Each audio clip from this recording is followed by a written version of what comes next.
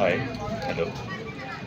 আজকে আমি গুরুত্বপূর্ণ একটা বিষয় নিয়ে কথা বলার জন্য ভিডিও করতেছি। এই ভিডিওটা অনেকেরই উপকার হতে পারে বা কাজে আসতে পারে। দেখুন, আমি একটা সিনারি দেখাচ্ছি যে আমরা যখন ডিভাইস কসমেটিক খতনা করি, এই কসমেটিক খতনার সময় আমরা দুই ধরনের ডিভাইস এখন ব্যবহার হচ্ছে। একটা হচ্ছে অরিজিনাল ডিভাইস আর একটা হচ্ছে নকল ডিভাইস।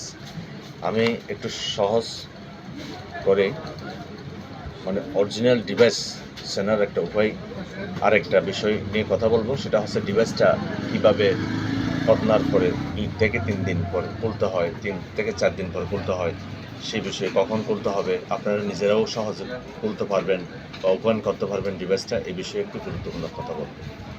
এই ডিভাইসটা আগে বলে দিই। প্রথমত ডিভাইস চেনার উপায় হচ্ছে, এখানে অরিজিনাল আলিশ কালাম থাকবে, তুরস্ক ফর্মুলা, একদম তুরস্ক থাকবে এভাবেই, অরিজিনাল। এই যে এখানে এই জিনিসগুলো দেখে আপনার বেবিদেরকে যারা খতনা করে তাদের কাছে বলবেন যে আমাকে আলিশ কালাম অরিজিনালটা দিয়ে করো, এটাতে ইনফেকশন হয় না, এই ডিভাইসটা ভাঙে না, এই ডিভাইসটা খুলে যাওয়ার কোনো সম্ভাবনা নেই বা পাকা হয়ে যাওয়ার কোনো সম্ভাবনা নেই। খুব অরিজিনাল একটা ডিভাইস, এটার দামও একটু বেশি পড়লেও কিন্তু যে সার্কামসিশনটা পারফেক্ট হবে। আরেকটা বিডি লেখা থাকে, ওই বিডিটা দিয়ে আপনারা ডিভাইসটা না করলে ভালো হয়, ওটা সার্কামসিশন না করাই বেটার হবে। এটা একটু দাম কম, বাংলাদেশে তৈরি হয়, কিন্তু এটার নর্মাল এখনও পর্যন্ত এটাকে প্রুফ আসে নাই। এটা আমরা বিভিন্ন সময় করতে গিয়ে অনেক সময় একটা অ্যাক্সিডেন্ট হয়েছে, অনেক সময় তোলা বাঁধা বা ফিটিং করতে গিয়ে অনেক সময় বাঁকা হয়ে যায়, এইটা সেফট আসে না, বাচ্চারাও একটু কষ্ট পায় এবং তুলতেও একটু সমস্যা, লকটা প্রপারলি কাজ করে না। এই জন্য আলিশ কালাম, অরিজিনাল আলিশ কালাম দিয়ে আপনার বেবিকে আপনারা সুন্নত খতনার কাজ করবেন। সেকেন্ড টাইম হচ্ছে, এই যে আপনারা যখন 3 দিন 4 দিন পরে আমাদের চেম্বারের খতনার পরে আবার আসতে হয় কি নিজের হাতে আবার ডিভাইসটা খুলতে হয়। তখন আপনাদের অনেক দূর দূরান্ত থেকে যারা পেশেন্ট আসেন, যেমন মহেশখালী থেকে আমার কাছে অনেকে আসে, টেকনাফ থেকে আসেন, রুকিয়া থেকে আসেন, চকুরিয়া থেকে আসেন। তো আসলেও কিন্তু আর আসতে হবে না, আপনারা এই জিনিসটা টেকনিকটা সহজে একটু ফলো করবেন।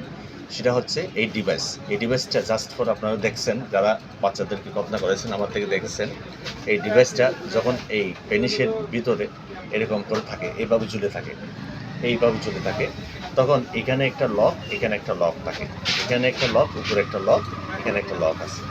এটা সহজে আপনারা এই ডিভাইসটার আগে খুলবেন, যেদিন খুলতে হবে 3 থেকে 4 দিনের ভিতরে যখন খুলবেন, তখন একটু কুসুম গরম পানি বা এখানে আপনার পানিতে 1 ঘন্টা পরিমাণ ভিজিয়ে রাখবেন।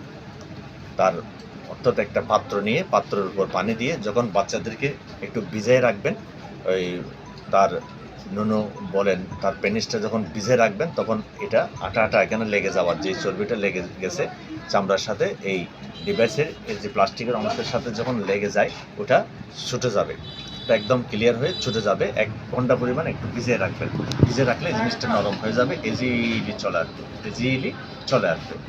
আর এভাবে যদি চলে না আসে, 1 ঘন্টা ভিজিয়ে রাখার পরে আপনি করবেনটা কি, প্রথমত উপরে একটা লক আছে, এখানে দুটো আঙ্গুল দিয়ে এই ভিতরে একটা প্লাস্টিক আছে, যে ভিতরে একটা পাইপ আছে, এই পাইপের উপর এভাবে দিয়ে ভিতর থেকে এভাবে একটা চাপ মারবেন, এদিকে একটা করে আঙ্গুল ঢুকে দিয়ে চাপ মারলে এখানে লক আছে, এই যে এখানে লক আছে, চাপটা খুলে যাবে, ব্যথা পাবে না বাচ্চা। তখন নিচেরটা আপনার এই নিচেরটাও এভাবে একটা চাপ দিয়ে খুলে দেবেন, এই যে খুলে যখন গেছে, তখন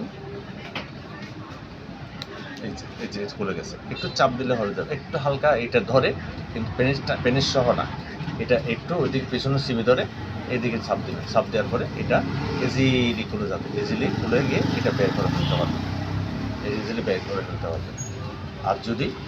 আর এখানে চামড়ার সাথে এটা তখন 1 ঘন্টা ভিজে রাখলে এটা নরম হয়ে যাবে, ইজিলি বের হয়ে যাবে, খুব সুন্দর করে বের হয়ে যাবে, বাচ্চার কষ্ট পাবে না, ব্যথা পাবে না, আপনার নিজেরও পাবে। ঠিক আছে? অথবা না হয় এই পেনিসটা আরেকটা পদ্ধতি আছে, 1 ঘন্টা ভিজে রাখার পরে দেখা যাচ্ছে নরম হয়ে গেছে, তারপরে পেনিসটা খুব নিচের অংশটা আগে খুলে এইভাবে করে একটু পেনিসটা ঘুরাইয়ে আলগাইয়ে দেন, এখানে ধরে এমনি করে আগে নিচেরটা ছুটাই দেন, নিচেরটা ছুটাই দিয়ে আবার ঘুরাইয়ে নিয়ে এলাম, ঘুরাইয়ে নেওয়ার পরে আবার এটা ইজিলি চলে আসছে। চলে আসছে এইভাবে। তখন এটা যখন খুলে ফেলবেন তখন এই জিনিসটা এখানে যদি যদি মানে চামড়ার সাথে যদি লেগেও থাকে তাহলে এটা টানাটানি করার দরকার নেই। এটা এমনি এমনি একদিন দুদিন পরে নিজেই পড়ে যাবে, কেমন নিজেই পড়ে যাবে।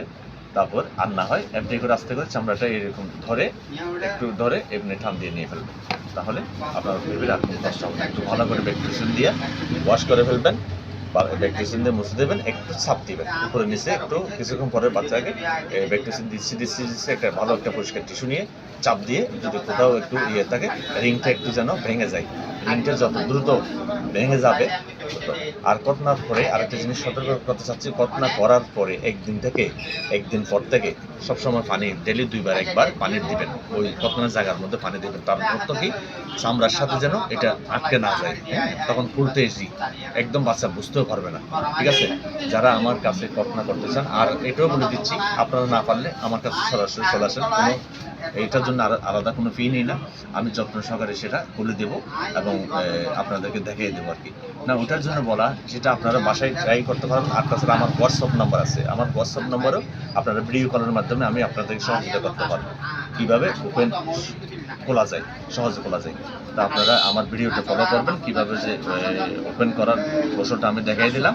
আপনারা এরপরও আমার হোয়াটসঅ্যাপ নাম্বার নেবেন, আর যারা দূর দূরান্ত থেকে কল্পনা করার জন্য আমার হাত দিয়ে নিজ হাতে করার জন্য বসে আছেন, তারা আমার নাম্বার বা পোস্টারের নাম্বার আছে, ওই নাম্বারে যোগাযোগ করে আপনার সোনামণিকে নিয়ে চলে আসুন আমার সাথে যোগাযোগ করে।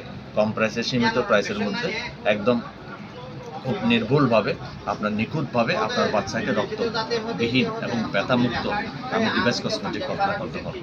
এবং এই ঘটনা শীতকালেও করলে কোনো সমস্যা নাই, কোনো বিন্দুমাত্র সমস্যা নাই।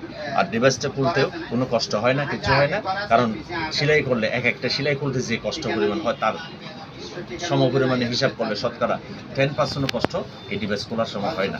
তাই আপনারা নিরাপদ। এই ঘটনাটা খুবই পরিচিত এবং ওয়ার্ল্ড ওয়াইজ ফেমাস।